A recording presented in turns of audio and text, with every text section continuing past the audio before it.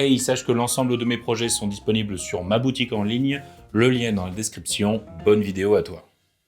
Alors ce qui est super avec le job de maître du jeu, c'est qu'on n'a jamais vraiment fini d'apprendre tout plein de trucs, pour peu bien sûr qu'on soit un tantinet ouvert à l'évolution bien évidemment, qui sera plus à même de venir peaufiner comme ça notre meugetage pour le plus grand plaisir de nos joueurs, on l'espère bien. Seulement voilà, parfois, malheureusement, on peut avoir l'impression de stagner un petit peu, de faire toujours la même chose, les mêmes intrigues, les mêmes descriptions, etc. etc. Et vous savez, on est comme ça, on aimerait bien aller chercher un petit peu plus loin entre guillemets, ou du moins trouver un axe d'amélioration sur lesquels déambuler pour découvrir de nouvelles expériences à mener dans notre petit laboratoire créatif de maître du jeu. Alors attention, je le dis de suite, les conseils qu'on va aborder dans cette vidéo ne sont pas forcément ce que l'on pourrait considérer comme les bases obligatoirement nécessaires et tout à fait simples à tout MJ qui souhaiterait se lancer dans l'aventure de la masterisation. Non, ici dans cette vidéo, on va plus parler des petits trucs à travailler ou à remodeler pour apporter un vent de fraîcheur dans son meusetage ou bien dans l'optique d'améliorer une maîtrise déjà plutôt bien rodée. Mais toutefois, attention quand même, si vous êtes MJ débutant, vous pouvez très bien regarder cette vidéo, il n'y a vraiment pas de souci, rassurez-vous, on va pas en parler en jargon ultra compliqué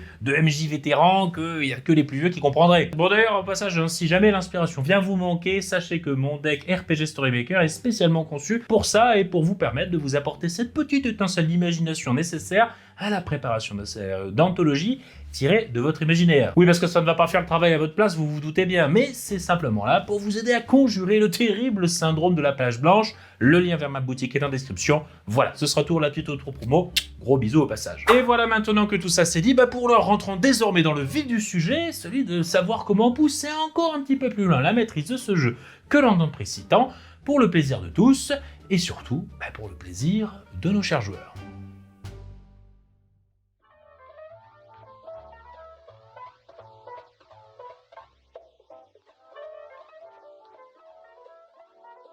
Alors on commence par un concept qui nous vient principalement du jeu vidéo et plus précisément du game design. Celui de penser avant tout en termes d'expérience vécue par le joueur lors de la conception d'un jeu, ou bien dans notre cas d'un scénario ou d'une partie, plutôt que dans la conception du jeu en lui-même. Alors c'est d'ailleurs sur ce point que se concentre Jesse Chell dans le premier chapitre de son livre L'art du game design, un sacré bottin de 600 pages que je conseille vivement au passage, car c'est vraiment la bible en la matière si jamais vous vous intéressez à ce sujet. Bon alors pour vous expliquer un peu tout ça, si vous jouez aux jeux vidéo, vous savez très bien que ces derniers essayent toujours de vous offrir une expérience immersive au-delà du simple aspect purement divertissant que l'on souhaiterait vouloir dans un jeu. Bon, je ne parle pas forcément des jeux purement fun, genre les petits jeux mobiles, etc.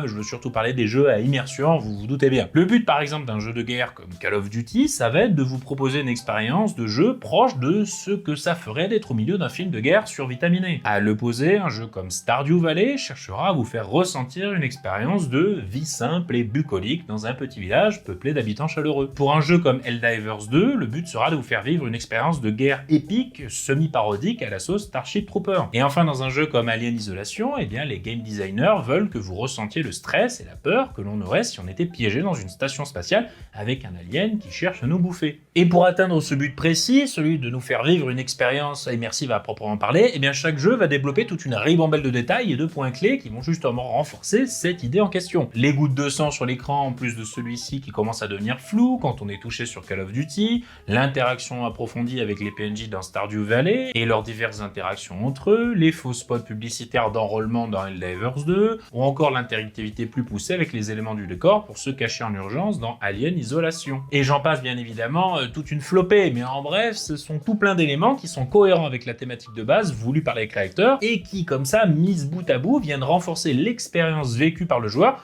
en lui donnant une impression de presque vrai, tout en veillant quand même, bien évidemment, à garder un certain équilibre avec le fun que l'on souhaite trouver dans un jeu vidéo, ou dans un jeu tout court. Dans notre cas, on va commencer à raccrocher les wagons avec le jeu de rôle, ne vous en faites pas. Un équilibre au passage qui n'est pas tout à fait le même quand on parle des jeux vidéo pour que les jeux que l'on nomme de simulation, genre Squad ou certains jeux automobiles, mais bon, on n'est pas sur une chaîne de jeux vidéo, donc je vais pas aller plus loin sur ce sujet, on va revenir au jeu de rôle. Alors bon, du coup, en quoi ça nous intéresse, nous, maîtres du jeu, dans une partie de jeu de rôle? Bien sûr, je ne suis pas en train de vous dire de savater vos joueurs avec un bâton à chaque fois que leur perso perd un point de vie dans le but de leur faire vivre, l'expérience de la douleur, comme s'ils étaient. Bien évidemment que non. Je le rappelle encore une fois, mais il faut veiller à préserver l'équilibre entre le fun et l'immersion que l'on souhaite amener au travers d'une expérience ludique et immersive. Et le truc pour arriver à faire ça, c'est de vous demander comment vous pourriez faire pour rendre l'expérience vécue dans le RP plus vivace, plus immersive, plus presque vraie en somme. Ou du moins, comment faire en sorte que les joueurs soient plus dedans, en plus des événements qui se produisent justement dans le scénario. Et là-dessus, vous avez vraiment le champ libre sur ce point. Si vous voulez par exemple émuler entre guillemets un scénario à la Call of Duty, à savoir film de guerre très explosif, très nerveux, très intense, vous pouvez par exemple mettre parfois les joueurs sous pression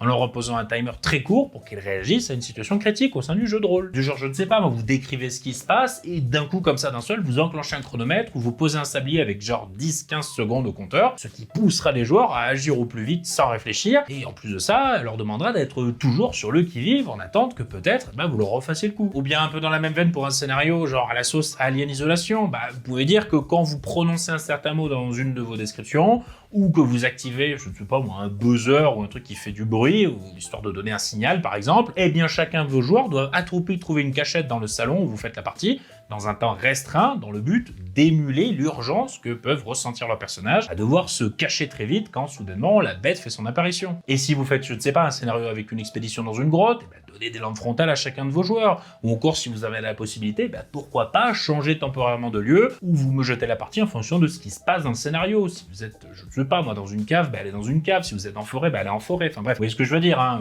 comme le fait super bien d'ailleurs Globtopus durant ses actual plays, si jamais vous cherchez de quoi vous inspirer sur ce sujet. D'ailleurs, sur ce point, attention, il n'y a pas vraiment besoin de partir dans les aigus. Pour citer un JDR qui a très bien compris cette idée d'expérience immersive en lien avec le jeu, je parlais encore une fois sur cette chaîne de Ten Candles, qui est un jeu d'horreur apocalyptique où les ténèbres ont envahi le monde et engloutissent peu à peu toute lumière, avec tout plein de monstres absolument innommables qui rôdent à l'intérieur de ces fameux ténèbres. Et si on veut survivre, il faut justement rester dans la lumière pour pas se faire bouffer par les monstres. Et donc Ten Candles, ça induit une mécanique très originale directement dans son gameplay où la seule source de lumière en jeu autour de la table durant la partie sont 10 petites bougies dispersées justement sur la table de jeu. Et qu'à chaque fois qu'il se passe quelque chose de tragique ou de terrible dans l'aventure, le MJ il souffle une bougie, ce qui réduit de facto la luminosité de la pièce au fur et à mesure que l'histoire devient de plus en plus sombre et que les PJ se rapprochent d'une mort certaine. Parce que je rappelle, si on est dans le noir, tout le monde est mort. Et ça, justement, c'est un excellent exemple d'élément de game design destiné à renforcer l'immersion au sein du jeu. C'est cohérent de 1 avec l'histoire et en plus de ça, de 2, ça participe grandement à l'expérience des joueurs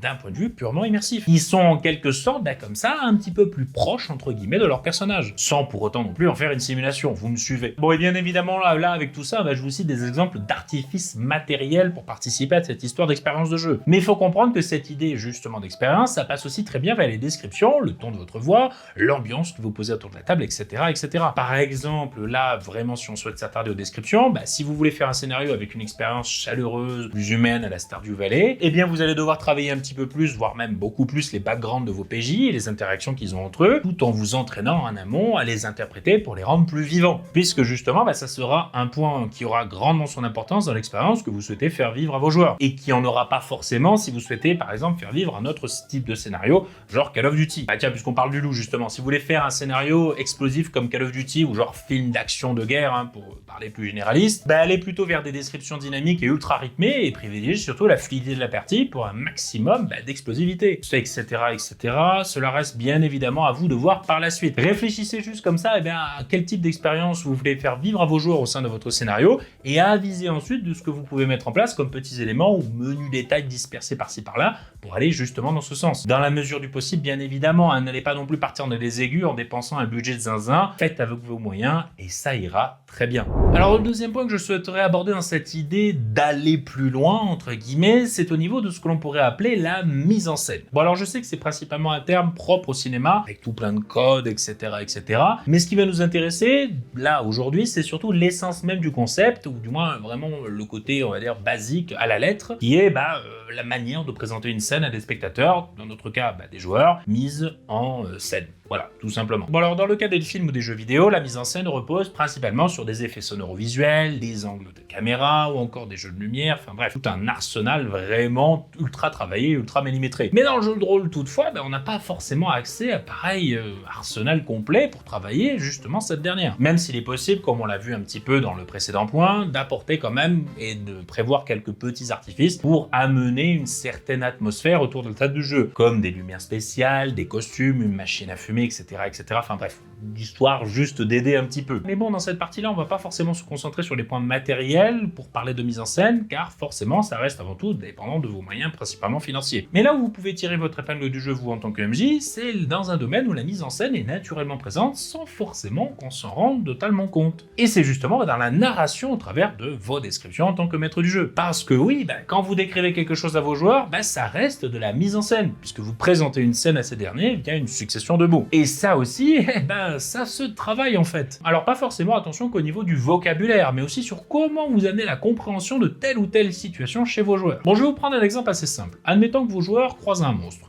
Genre, je sais pas moi, un loup-garou, tiens, voilà. Bon, si vous dites, et là, vous voyez un loup-garou devant vous. Bon, on est purement dans du descriptif à un niveau que l'on pourrait considérer comme très basique en termes de mise en scène. Partant de là, si vous souhaitez faire une mise en scène plutôt épique, vous allez plus mettre l'accent sur sa stature imposante, ses griffes ensanglantées, ses yeux féroces, tout en insistant sur le fait qu'il est prêt à bondir à tout instant. Tout ça, dans le but d'annoncer un combat à venir rempli de sauvagerie et de violence. Bref, un combat acharné qui sera épique et qui restera dans les annales. À l'inverse, si vous préférez plus une mise en scène horrifique, alors vous allez plus parler d'un grognement dans les ténèbres, ou de bruit de griffes raclant le sol, d'une masse peu reconnaissable qui rôde autour du groupe dans la nuit. Bref, vous allez garder le doute sur l'origine de la créature dans le but de créer une certaine tension horrifique. Deux situations quasiment identiques avec une mise en scène radicalement différente d'un point de vue descriptif. Bon, je vous ai pris un exemple assez simple pour illustrer, mais dites-vous que des idées et des concepts de mise en scène narrative, il y en a tout plein d'autres que vous pouvez tester, expérimenter à tout va, selon votre guise. Un de mes concepts préférés, je l'avoue, ça reste le changement de perspective via l'interprétation temporaire d'un autre personnage que celui des joueurs. Alors je vais prendre l'exemple d'un jeu que j'adore et qui justement a utilisé cette technique dans son histoire que